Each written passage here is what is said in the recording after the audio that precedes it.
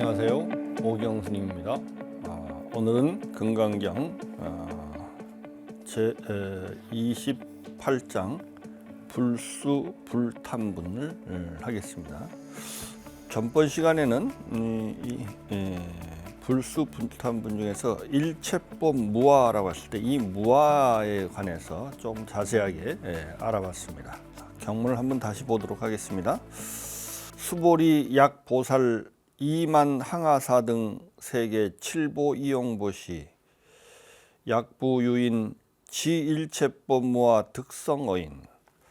수보리야, 만약 어떤 보살이 항아사 겐지스강에 있는 모래 숫자만큼의 세계를 가득 채운 칠보로서 지용보시, 그것을 써서 보시를 하고, 또 약부유인, 다시 어떤 사람이 일체법의 무아를 알아가지고, 일체법이 무아라는 사실을 알아서 거기에 대해서 인을 성취한다면 이 보살은 일체법이 무아라는 사실을 알아서 인을 성취하는 겁니다. 인을 성취한 이 보살의 얻은 바 복덕이 앞에는 그 겐지스강의 모래 숫자만큼의 세계를 칠보로 가득 채워서 보시한 보살이죠. 앞에 있는 보살의 얻은 바 복덕보다 이 보살이 얻은 복덕이 더 수승하다. 그러니까 일체법의 무아를 알아서 인을 성취하는 것이 이렇게도 공덕이 수승하다는 것을 극적으로 보여주는 문장이죠. 일체법의 무아를 알아서 인을 성취한다는 것은 조금 이따 자세하게 알아보도록 하겠습니다. 왜 그러냐 하면 수부리야, 이 모든 보살이 복덕을 받지 않기 때문이다. 일체법의 일체법의 무아인 것을 알아서 거기서 인을 성취한 보살은 복덕을 받지 않기 때문이다. 수보리 백불은 하사대, 수보리가 부처님께 사로 말씀하시기를 세존이시여 운하보살 불수복덕, 앞에서 복덕을 받지 않기 때문이라고 했는데, 그러면 세존이시여 복덕을 받지 않는다는 것이 왜, 어째서 복덕을 받지 않습니까? 수보리야, 수보리 보살 소작 복덕 불응 탐착 시고 설 불수복덕. 수보리야, 보살은 지은 바 복덕에서 탐착하지 않기 때문에, 보살은 지은 바 복덕에 대해서 탐착하지 않기 때문에 그것을 설에서 복덕을 받지 않는다고 한다. 그러니까 복덕을 받지 않는다는 것은 복덕을 탐착하지 않는다는 뜻이다라는 거죠. 복덕을 탐착하지 않는다는 뜻이라는 거예요. 먼저 여기서부터 전번 시간에는 일체법 무아에 대해서 자세하게 알아봤는데, 하여튼 무아라고 하는 것은 일체법이 실체나 주체나 자성이 없다는 의미라고 하는 것을 자세하게 알아봤습니다. 그러면 일체법이 무아이면은 일체법이 공하다는 거죠. 그래서 현상만 있고 실체는 없기 때문에 그 현상도 허상이라서 일체법은 사실은 정멸하다라고 하는 것을 의미한다고 했죠. 그래서 그 말을 일체법이 무아라는 것을 안다고 하는 것은 득성 어인 할 때, 이때 인을 성취한다고 할 때 이 인이라고 하는 것은 산스크리트어로 찬띠라고 하는데요. 이것은 먼저 이는 참을인자죠. 그래서 인욕을 의미합니다. 첫 번째는. 근데 여기서는 이제 인욕을 성취한다는 의미가 아니고 일반적으로 인자가 이게 참을인자인데 그 인자가 그 인자 앞에다가 말씀원자를 써서 이게 말씀원자를 쓰면 참을인자나 말씀원자를 쓰면 뭐 인정하다 이런 뜻이죠. 인정하다. 그게 무엇을 인정하다 이런 의미를 가집니다. 그래서 이게 전통적으로는 인가 결정 또는 인가 수용의 의미로 의미입니다. 인가라는 것은 인정하다, 옳다고, 가짜는 옳을 가짜죠. 옳다고 인정을 해서 옳다고 인정을 해서 결정, 그것이 이제 정해진 거죠. 완전하게 정해진 것을 결정이라고 하죠. 그러니까 일체법이 이 무아라고 하는 것이 일체법이 무아라는 것이 그 사실이 옳다고 인정을 하고 인정한 그 생각이 딱 결정이 돼서 흔들리지 않는 상태가 되는 것. 또 다른 말로 하면 인가 수용 이렇게 말하기도 하는데요. 옳다고 인정을 해서 인이라고 하는 것은 특수한 지혜의 작용으로서 이게 옳다고 생각하는 겁니다. 옳다고 딱 확신하게 옳다고 그렇다고 확실하게 인정을 해갖고 수용입니다. 그 생각을 자기 생각으로 받아들이는 것을 의미합니다. 자기 생각이 되는 거죠. 즉 일체법의 무아이고 공함을 알아 그것이 옳다고 인정해서 자기 견해가 결정되어서 흔들리지 않고 확실하게 마음속에 자리 잡고 그것이 자기 생각으로 받아들여져서 자기 생각이 되는 것. 즉 그냥 무아가 하나의 이론이 아니고 저것이 사실이구나 라고 완전히 인정을 하고 그리고 그 생각이 흔들리지 않아서 않는 상태, 즉 무아가 자기 안에서 체현되는 상태를 일체법 무아를 알아서 인을 성취한다 이렇게 말한다는 겁니다. 사실은 이게 왜 이런 말을 하냐 하면 일체법이 무아라고 하는 것은 사실 일체법이 다 정멸하다, 일체법이 나와 세계가 없다는 거거든요, 사실은. 그런데 이게 참 우리가 이것을 그 옳다고 받아들이기는 그 인정하기는 보통 어려운 난제가 아닙니다.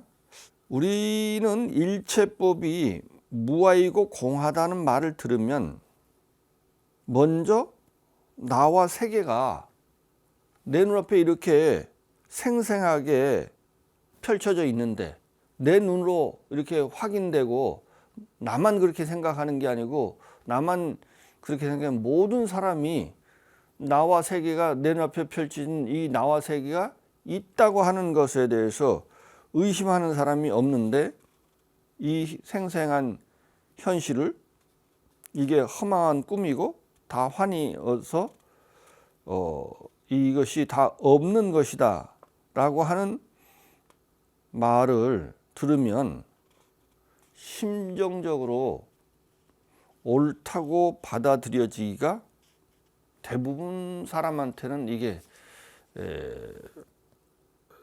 쉽지 않죠. 그래서 그 옳다고 인정을 돼서 그것이 수용되고 그것이 옳다는 생각이 딱 나한테 자리를 잡기가 이게 보통 어려운 난제가 아닙니다. 그래서 금강경 제 6장에 보면 그 정신희유분이 있습니다. 이게 옳다고 생각되는 것, 이게 믿음인데요, 사실은. 그 6장에 보면 이 믿음이 생기는 것이 정말 희유하다라고 하는 건데요. 6장에서 말한 바와 같이 이게 어떻게 하면 이게 옳다고 생각이 될까? 옳다고 완전히 생각되고 그 생각이 결정돼서 흔들리지 않을 수 있을까? 그것은 억지로 되는 거 아닙니까? 막 옳다고 제가 억지로 생각한다고 되는 게 아니고 그거를 볼 수 있는 그것이 제법의 실상, 일체법이 무아라고 하는 것이 일체법이 공하다고 하는 것이 그것이 제법의 실상이라면 그 실상을 어느 정도는 봐야 됩니다. 그죠? 완벽하게 보면 부처님이겠지만 그걸 보지 않으면 봐야 어느 정도 감이 와야 됩니다. 그래서 감이 오려면 어떻게 되느냐? 금강경 6장에 보면 유지계소복자, 계를 지키고 복을 닦는 자가 있어 어차장구에, 어차장구는 말하자면 일체법이 무하다, 일체법이 공하다가 하는 부처님 말씀에 대해서 능생신심하여 능히 신심을 일으켜서 2차 위실하니다. 이것으로서 이것을 사실이라고 생각할 것이다. 그러니까 이 말이 굉장히 중요하다고 제가 이야기했는데, 그러니까 먼저 이 일체법이 공하고 일체법이 무하라고 하는 것이 받아들여지려면, 옳다고 생각이 되려면 먼저 그것을 일체법이 공하다는 걸 볼 수 있는 그 실상을 볼 수 있는 어느 정도의 통찰력은 있어야 됩니다. 그 통찰력은 어디에서 생기냐 하면 먼저 유지계수복자예요. 계를 지키고 복을 닦는 자가 있어서 이렇게 했거든요. 그러니까 계를 잘 지켜서 나쁜 일을 하지 않고 복을 닦아서 좋은 일을 많이 해서 스스로 그 마음이 맑아져서 근본 지혜가 생겨야 돼요. 그죠?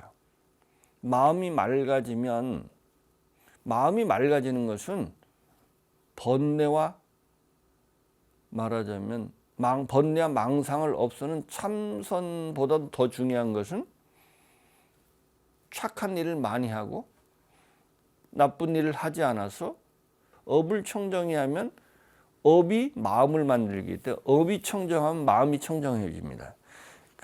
그래서 마음이 맑아지면 마음이 밝아져서 제법의 실상을 볼 수 있는 근본적인 지혜가 생겨서 일체법이 무아라는 말에 신심이 생기고 이것이 사실이라고 생각되는 통찰력을 키워야 합니다.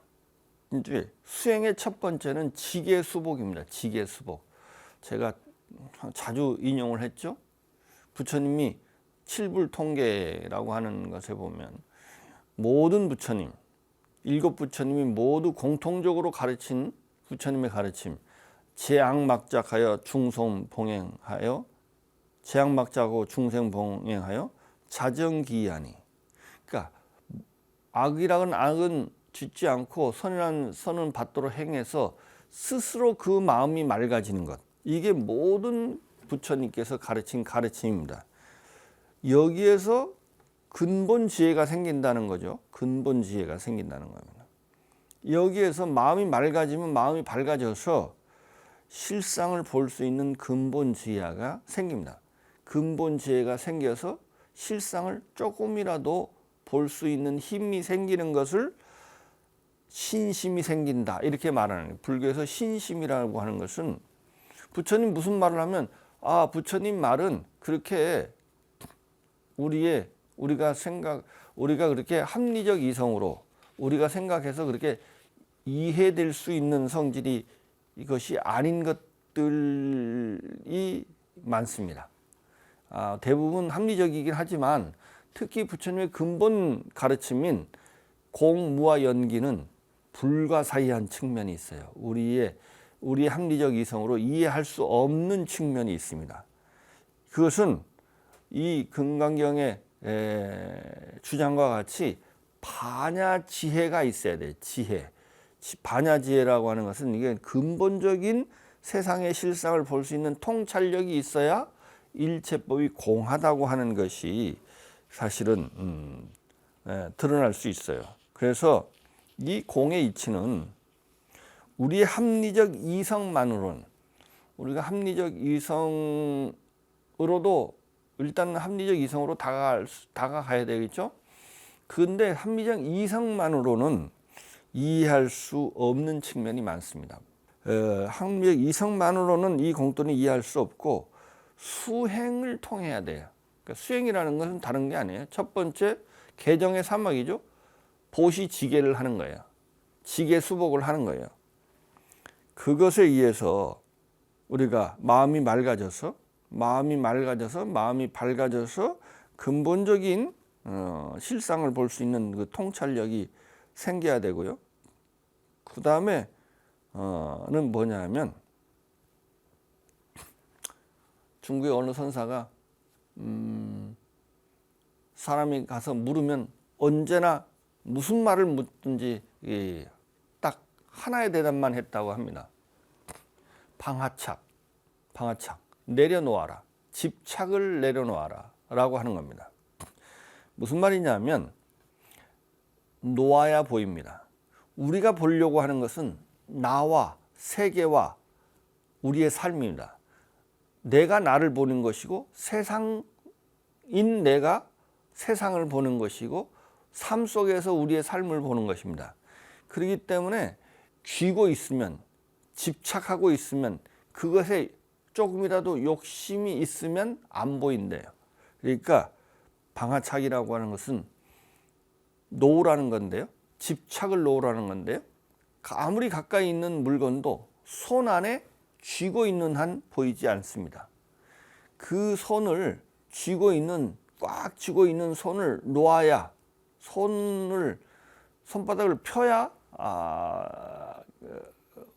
보이는 것이죠. 내가 그렇게 소중하고 내가 사는 이 삶이 소중하고 나의 이 세상이 소중하지만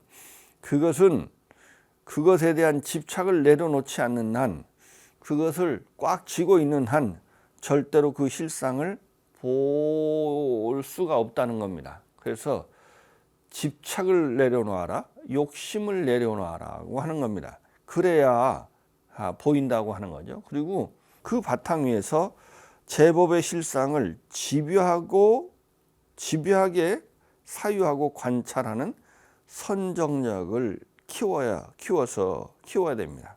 그러니까 정말 나와 세계가 실상이 무엇인지에 대한 이목과 화두를 끊임없이 해야 됩니다. 그래서 제법의 실상인 일체법의 무아를 볼 수 있는 지혜를 증장해야 됩니다. 그리고 또 하나 명심해야 될 것은 항상 우리가 깨어 있어서 유에 빠져서 나와 세상에 대한 집착하지 말고 언제나 제법의 공함을 관찰하고 공함에 머물러 있어야 됩니다. 인간이 가지고 있는 그 족쇄 중에요. 추기경전에 보면 사폭류라고 하는 것이 있어요. 폭류라고 하는 게 4가지 폭류인데 그 중에 무명폭류, 욕폭류, 그 다음에 유폭류라고 하는데 우리는 무조건 존재해야 된다고 하는 유에 빠져 있어요. 존재라고 하는 감옥에 빠져 있어요. 그렇기 때문에 이 유에 깨어 있어서 진짜 존재하는지에 대해서 언제나 제법의 실상을, 공함을 관찰하고 또 그 자그마한 이해를 가졌으면 그 이해를 가지고 공함에 머물러 있어야 됩니다. 그래서 무아의 실천인 무주상 보시 등 동체 대비의 삶과 무분별의 그 평등하고 청정하고 정직한 삶을 일상화해야 됩니다. 먼저 무아의 이치를 모르면 무아의 삶을 통해서 무아의 이치를 깨달을 수가 있습니다. 우리는 생각이 먼저고 행동이 나중이라고요? 반대일 수도 있습니다. 행동을 통해서 근본 이치에 들어갈 수 있습니다. 왜냐하면 우리의 행위가 우리의 마음을, 우리의 생각을 만들기 때문입니다. 그래서 우리의 무아의 행위, 무아의 이치를 증득하는 데 아주 크게 도움이 됩니다. 무아의 행을 하지 않고는 무아의 이치를 증득할 수 없습니다. 이게 수행입니다. 수행이라고 하는 것은 지계수복으로부터 끊임없이 세상의 실상을 잘 사유하고 관찰한 나와 세계와 우리의 삶을 집요하고 많은 시간을 두고 관찰하는 그런 관찰력을 키워야 돼요. 관찰력을 키우지 않고 그냥 경전만 봐서 글을 통해서 글을 이해하려고 하는 것은, 글을 통해서 부처님 가르침을 이해하려고 하는 것은, 이 궁극적인 제법의 실상의 문제는 내 눈으로 봐야 돼요. 봐서 알아야 돼요. 글을 통해서 부처님 무슨 말을 해서 뭐 이런저런 말을 통해서 이렇게 저렇게 상상을 통해서 아는 것은 궁극적으로 아는 것이 아니라고 초기 경전에서는 누누이 강조하고 있습니다. 경전 공부와 함께 이런 근본적인 지계 수복 또 선정 이런 걸 통해 이런 걸 하는 그 수행을 항상 병행해야 한다고 하는 것을 꼭 잊지 말았으면 좋겠습니다. 이런 인을 성취한다고 하는 것이, 그래서 인을 성취하는 것은, 그래서 일체법이 무아인 것을 알아서 일체법이 무아라는 것을 알아가지고 무아인 것이 옳다고 확신을 하고, 그래서 그 생각이 흔들리지 않는 것은 겐지스강의 모래 숫자보다도 더 많은 세계에다가 7보를 가득 채워서 그 많은 7보로서 중생들한테 보시하는 공복보다 더 수승하다고 하는 겁니다. 왜냐하면 무아를 알아서, 일체법이 무아를 알아서 인을 성취하는 것은 무의의 복이죠. 무의의 복입니다. 그에 대해서 겐지스강의 모래 숫자만큼의 세계에다 가득 채운 7보로 보시라는 것은 유의의 복입니다. 유의의 복은 무의의 복에 비하면 어떻게 보면 비교할 수가 없는 겁니다. 그 다음에 이제 그 마지막으로 이 불수복덕이라고 하는 게 있는데, 복덕을 받지 않는다라고 하는데, 이 무아를 증득한 사람은, 무아를 알아서 무아에 대해서 이것을 옳다고 생각해서 그게 확신을 가진 사람은 복덕을 받지 않는다고 했습니다. 복덕을 받지 않는다. 복덕을 받지 않는다는 것은 무아를 증득했기 때문에 복덕을 받을 사람이 없음을 알았어요. 그죠? 그렇기 때문에 우리는 복을 왜 질까요? 복을 받으려고 복을 줘요. 중생은 그죠? 복을 받으려고 복을 줘요. 그것은 무슨 복일까요? 아직 내가 있고 대상세계가 있다는, 그죠? 있다는 것에 근거해서 무주상 복덕이 아니에요. 그죠? 우리는 복덕을 짓는 이유가 복덕을 받기 위해서요. 그런데 무아를 증득한 사람은 복덕을 줘도 복덕을 받을 사람이, 짓는 사람도 없고 받는 사람도 없음을 알고 복덕을 줘요. 그렇기 때문에 그런 상황을 복덕을 받지 않는다 이렇게 말하는 겁니다. 그래서 복덕을 받지 않는다는 것은 자기를 위해서 복덕을 짓지 않아서 자기가 복덕을 받는 것에 관심을 두지 않기 때문에 복덕을 탐착하지 않는 겁니다. 탐착을 한다는 것은 아가 있는 겁니다. 그죠? 무아의 관점에서 복덕을 짓는 것이 아닙니다. 그래서 탐착하는 자가 있지 않다는 것, 즉 일체법의 무아를 알고 복덕을 지어야 그게 무루복이죠. 무의복이죠. 그래서 복덕을 받기 위해서 복덕을 짓는 것이 아니고 진리에 부합하기 때문에 복덕을 짓는 것입니다. 무주상보시와 같이 복덕을 짓는 자도 공하고 복덕을 받는 자도 공하고 복덕 자체도 공함을 알고 그 바탕 위에서 복덕을 짓는 것, 보시를 하는 것, 이것을 무주상보시라고 하죠. 짓는 것입니다. 그러므로 보살은 복덕을 받지 않고 복덕을 탐착하지 않고 복덕을 지어서 삼처에 회항한다 이렇게 말을 합니다. 삼처에 회항한다 이런 말을 하는데요. 중생은 복덕을 짓는 목적이 자기가 복덕을 받기 위해서인데, 보살은 복덕을 왜 짓냐 하면 목표가 있습니다. 복덕을 짓는 목표. 그것은 삼처에, 세 가지 곳에 그것을 향하기 위해서, 그것을 실현하기 위해서 복덕을 짓는다고 합니다. 즉 보살은 자신이 지은 복덕과 수행을 자신이 누리지 않고 궁극적 진리인 실제 회양하고, 그래서 이 삼처 회양은 첫 번째 실제 회양입니다. 이 실제라고 하는 것은 진여, 무의를 실제라고 합니다. 그래서 궁극적 진리인 실제 회양하기 위해서 복덕을 짓는 것이고, 또 그 궁극적 진리인 진리의 실현인 진리를 깨닫는 보리에 회양하려고 복덕을 짓는 것이고, 또한 일체 중생에게 회양하기 위해서 복덕을 짓습니다. 복덕을 짓는 이유가 자기가 복덕을 받으려고 하는 게 아니고 이 삼처에 회양하기 위해서, 궁극적 진리를 위해서, 또는 진리의 실현을 위해서, 또는 일체 중생을 위해서 복덕을 짓는 것, 이것이 중요합니다. 그래서 일체법이 무아임을 알기 때문에 이와 같이 이 복덕을 짓는 것입니다. 그래서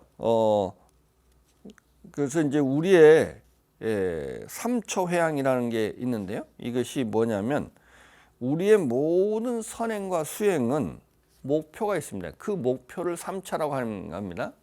이거 꼭 기억했으면 좋겠습니다. 궁극적 진리, 우리의 궁극적 진리인 진여, 무의, 우리가 부처님이 되는 거죠. 부처님이 되는 열반인데요. 그것을 실제라고 하기도 합니다. 실제를 실현하기 위해서, 실제를 위해서, 궁극적 진리를 위해서 복덕을 짓는 것이고요. 그걸 모든 복덕을 지면 또는 수행을 하면, 수행에 공덕이 생기면 그것에다가 모든 것을 다 바치는 겁니다. 그걸 회양이라고 하죠.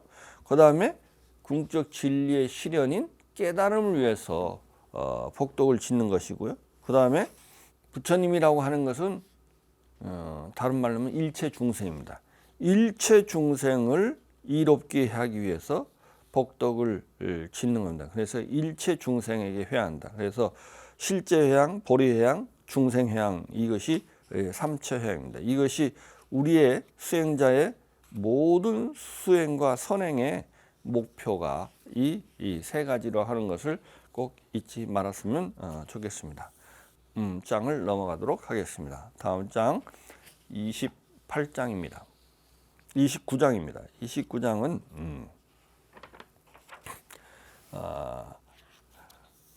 위의 적정분인데요. 위의 적정분이라고 하는 것은 내용이 위의가 아주 고요하다고 하는 건데, 여기서는 열에는 오고감이 없다라고 하는 장입니다. 열에는 오고감이 없다라고 하는 장입니다. 아주 문장이 짧은데요. 보겠습니다. 수보리 야규인은 수보리 야규인은 열의 양내 약거 약자 야과 시인 불의 아소설의. 수보리야, 만약 어떤 사람이 약유인은 말하기를 열에는 어떤 때는 오기도 하고 가기도 하고 앉기도 하고 눕기도 한다라고 말한다면, 열애가 온다 또는 열애가 오셨다, 가셨다, 앉으셨다, 누우셨다라고 말한다고 한다면, 시인 불해 아소설이, 이 사람은 내가 설하고자 하는 뜻을 이해하지 못한 것이다. 하이고, 왜냐하면 열애자 무소종래 영무소고 고명열애. 왜냐하면 열애라고 하는 것은 쫓아온 바가 없고 간 바가 없기 때문에 고명, 그러므로 열애라고 이름한다. 우리가 일반적으로는 열애라고 하는 것은 깨달은 분인 부처님을 이르는 말인데요. 금강경에서 열애나 부처님은 단순히 깨달은 인격자로서의 부처님을 의미함과 동시에 중의적으로 진여 그 자체 열애 법신을 진여 법신을 열애라고 합니다. 먼저 열애라고 하는 말의 산스크리트어는 타타가타인데요. 타타라고 하는 말과 가타라고 하는 가타 또는 이게 타타 할 때 타에 뒤에 있는 타에 이게 장모음이라 갖고 타타에다 타타와 가타 또는 터타와 아가타를 합성한 것이 타타가타입니다. 그런데 이 타타라고 하는 것은 뭐냐면 여실, 진실, 진여 이런 의미입니다. 타타는 우리가 진여라는 뜻이고요. 가타는 우리가 가다라는 뜻입니다. 가신자. 그러니까 또 이것을 아가타라고 말하기도 하는데, 왜냐면 타타아에 뒤에 있는 아에다 장모음이라서 이게 아가 앞에도 붙고 뒤에도 붙어서 이것이 아가타라고 하면 간다는 말의 반대말인 온다는 말이 됩니다. 그래서 타타가타는 열에 온다라고 하는 말이나 여거 타타가타 하면 거가 되고 아가타가 하면 아가타 하면 레가 되겠죠. 그래서 여거 또는 여레라고 번역을 하는데요. 그러므로 이제 타타가타는 진리에 도달하신 분, 진리에 가신 분 또는 진리죠. 타타는 진리죠. 궁극적 진리죠. 진여죠. 진여에 도달한 자 또는 열반의 언덕에 가신 자, 도달한 자라는 의미와 또 원래서 타타가타는 그래서 가신 분 이렇게 했는데 대승불교 올라와서는 이게 아가타가 돼가서 오신 분, 초파일 되면 부처님이 오신 날이잖아요. 그래서 이게 열의 레자거든요. 오셨다는 거예요. 진여에서부터 이 세상에 이 사바세계에 오셔서 중생을 제도하러 이 세상에 오신 분 이런 뜻으로 아가타라는 말을 쓰기도 합니다. 그래서 열애는 진여로 가신 분 또는 진여에서 와서 중생을 제도하라고 이 사바세계에 오신 분 이런 의미를 담고 있습니다.